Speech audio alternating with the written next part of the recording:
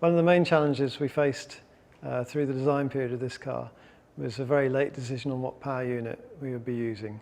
So that really we did what we could in terms of the packaging of the car without knowing the power unit, but ultimately it led to a very compressed design cycle. I think the guys, the drawing office in particular, did a fantastic job in turning that around and then manufacturing reacting to what was a very short lead time. So the off-season this year has been quite short. It seems like yesterday that we were in Abu Dhabi racing and Christmas doesn't seem to have really happened, but yes, the season's nearly on us. But it has been more complicated than possibly it would have been in previous years, mainly because we want to make sure that we do the best job with the car possible, and that just means all the timescales get compressed. But from my point of view, I think I've been incredibly impressed how everybody's managed to do such a good job in such a short space of time and to not cut any corners to achieve it. I think that's the most impressive thing. Well, we haven't had a long time to design the RB12. It seems only a short while since the season ended. We've put down that old car and picked up the tools to start drawing the new one. But we're quite fortunate in that the regulations have been relatively stable since last year. And because of that, there's a lot of things we can carry over to this year, lots of concepts, if not the actual parts. So whilst our time frames have been compressed a little, we've actually been on top of it, I think.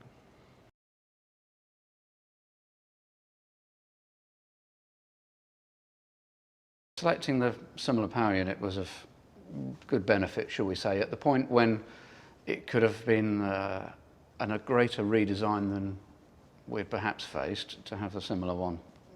It didn't ease the challenge necessarily. It gave us some experience of what's been in there before, so that we were able to deal with what would have been otherwise questions back to another supplier. We had a much better understanding of what to pursue and chase and how to deal with it. Yeah, to keep the same power unit was not a reduction of the complexity, but more it helped us in terms of leading time, because we knew how to install the engine, and it helped us to take some good design decision about that. Keeping with the current engine suppliers definitely helped. The engines are very different, even though you assume they're all designed to the same regulations. They've all got different lumps and bumps on them. They stick into the gearbox or the chassis by different amounts. They've all got different cooling requirements. Some have big charge air cooler requirements. Some have big water cooling requirements. Some have got big batteries, small batteries, large turbos. So a late change to a different engine would be a very major upheaval. In keeping the same one, or one that's generically very similar to the one we had last year, then a lot of those major changes have been kept away from us, and we've been able to progress quite quickly.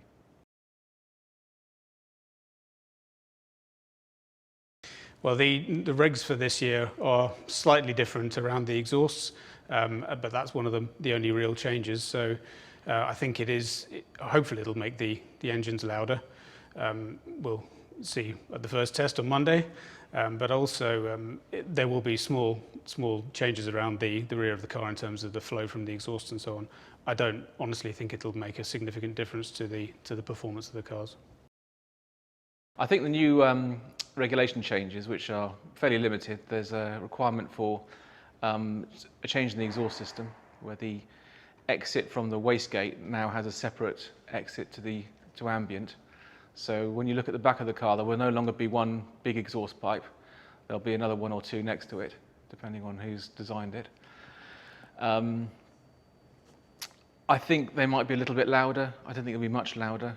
In terms of performance, I don't think there'll be much in it. The existing regulation is still pretty tight in terms of what you can do with exhaust gases, so I think there'll be little performance to be had from it. It actually might be a bit slower because you've got the weight of some more exhaust pipes to deal with.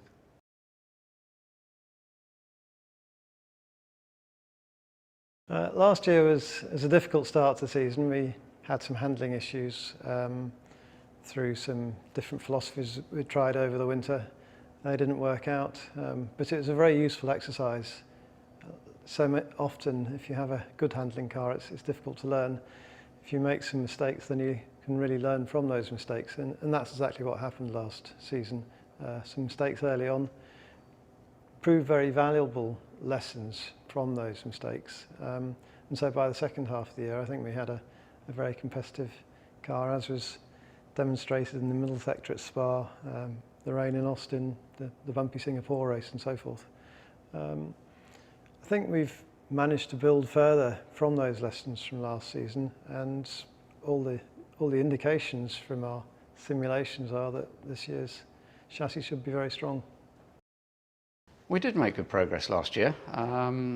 I think the results were perhaps more evident from mid-season on, but we were progressing from the first race, really. I look forward to hopefully being a bit more competitive at the start of the year. Yet, as I said, we are judged relative to our opposition. We put in a phenomenal effort through the year. Many skilled people put in a lot of dedicated hours, and we are judged relative to the front-running car. If that's us, fantastic. If it's not, we've got a lot of work to do. And so yes, we've had a positive winter. Now we'll judge our results, unfortunately, relative to everybody else. Well, yeah, we did make some progress towards the end of last year. I think we're certainly more competitive. The car started off reasonably reliable last year, but we did lack some performance, and there were some minor gremlins that we needed to get on top of. And like all these things, you think they're minor, but once you've got on top of them, you find more doors open to you, and you quickly find more performance. So we're hoping that we'll build on what we learned last year and sort of march on. So yes, I hope we'll be more competitive from the off.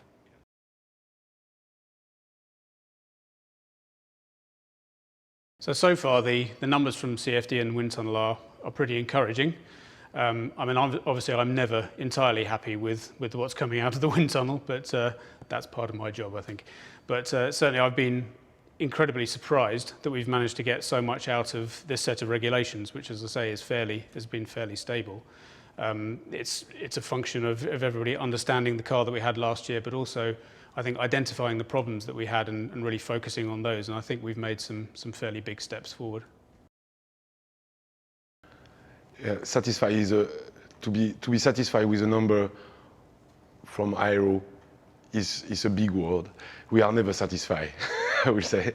It's a continuous development process, and we are not looking for absolute number. We are looking for relative number compared to others. The progress is significant, and we will see if it's enough or not. But we are continuing developing the car, and it's a competition against the others. I guess we're never really satisfied with the numbers you get back from CFD or the wind tunnel or wherever, because the day you're satisfied is the day to sort of pack up and go home. I think we are optimistic that we've made some good gains. But the problem is there are numbers, and unless you can see everyone else's numbers, you don't know where you are. So I think we're happy that we're going in the right direction from our own point of view, but we won't really know until we get to Melbourne.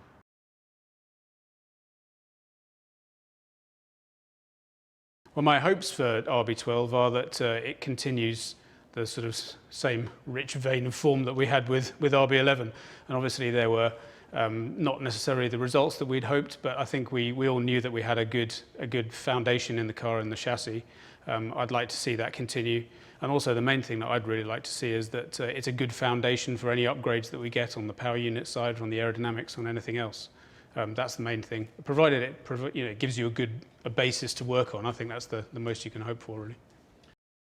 My hopes for the RB12, should we say first and second at the Australian Grand Prix would be nice. You asked for hopes. Winter testing, we'll deal with what we get. It'll be ups and downs as always. But I think we've got to focus on our car, not worry about what everybody else is doing. There are other people who will do that for us. Make sure we go to Australia in the best state we can be, well prepared, get the most out of the car we can at each race, and put ourselves in a position by which we can either win it, challenge for a podium, or benefit from anything that happens around us. Well, as far as the RB12 is concerned, I kind of hope that we can win some races. It sounds a bit far-fetched after last year's performance, where we were really struggling at the beginning of the year, and I guess we had a couple of half chances at some really good results, but you know, events conspired against us, or our ability conspired against us. But I think this year that I think power-wise, hopefully we can make a bit of a step, and that will level the playing field a bit.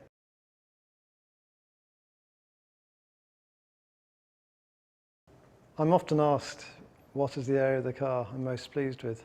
I think with the stable regulations we have at the moment and quite a restrictive set of regulations, it's difficult to find any major new areas, the blown exhaust, those sorts of things that we've had in the past.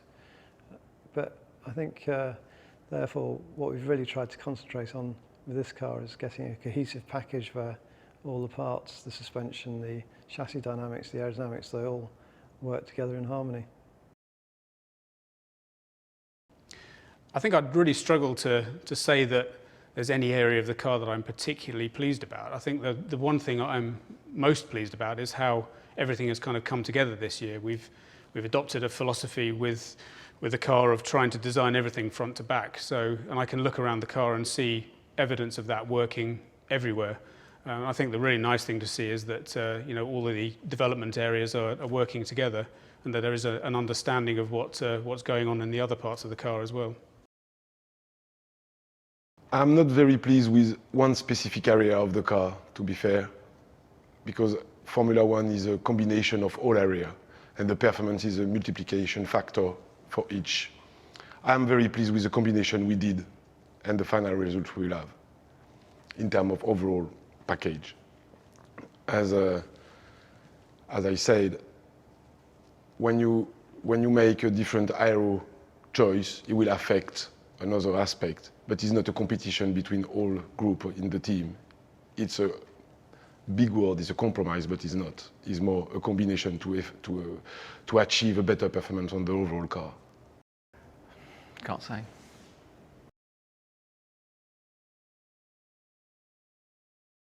There is a change in the regulations of the tyres and the way the tyres are used, and indeed the tyres themselves. That brings some opportunities in terms of our strategies, how we use the tyres, perhaps trying to place the fact that generally speaking we are quite kind on the tyres. We suffer less from degradation than some of our rivals. So it's an extra area that hopefully we can use the performance of the car to benefit from. The new tyre regulations present us with some variety, shall we say. It gives us the ability to have, in addition to the prescriptive choices, our own compound choices. And Pirelli have revised the tyres to limit, shall we say, how we use them by restricting us in terms of wear life. So there can be seen to be a desire to take softer and softer tyres, yet with a wear limit that's, shall we say, imposed via Pirelli, it's an interesting challenge, and it'll take a while, I think, for everyone to evolve to not common solutions, but similar solutions. So it'd be an interesting one to see how it pans out, and hopefully we get it right and everybody else can get it wrong and we can enjoy the benefits.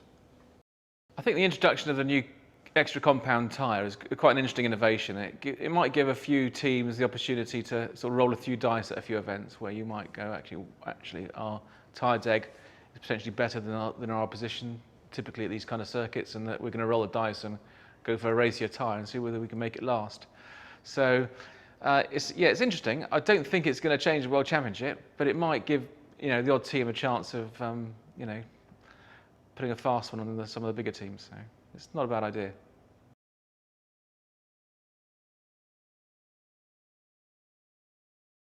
When the car first runs, then there's always that slight heart in the mouth feeling of, is it going to work? Is there going to be some horrible surprise relative to the simulation work that we've done over the winter? Have we got a correlation issue, perhaps between the wind tunnel and what the car does on track? By the end of the first day, we'll have got the data to see whether the car seems to be performing as we expect it to. If the answer is yes, it is, then that's the first box ticked, and then it's down to the usual development cycle. Well, on 22nd of February, which is Monday, I keep thinking that I must have missed something. It must be my wife's birthday or something. But no, it's testing. I remember that now. But I think we're all going to be feeling fairly nervous, but also very excited. It's always exciting to see a new car that you've been working on for the last few months come together and finally go out onto track.